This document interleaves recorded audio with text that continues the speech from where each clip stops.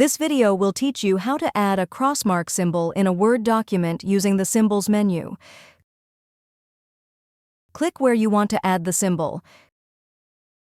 Click the Insert tab. Click Symbol. Click More Symbols. You'll see this at the bottom of the menu.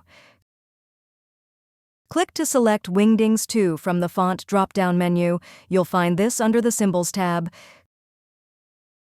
Click to select the crossmark symbol and click Insert.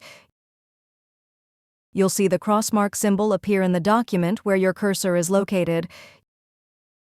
You can also type the character code to select the symbol.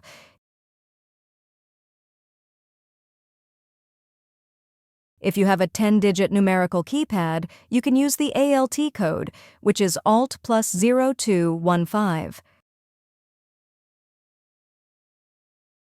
If you found this video helpful, please click the like button and subscribe to our channel for even more helpful tutorials.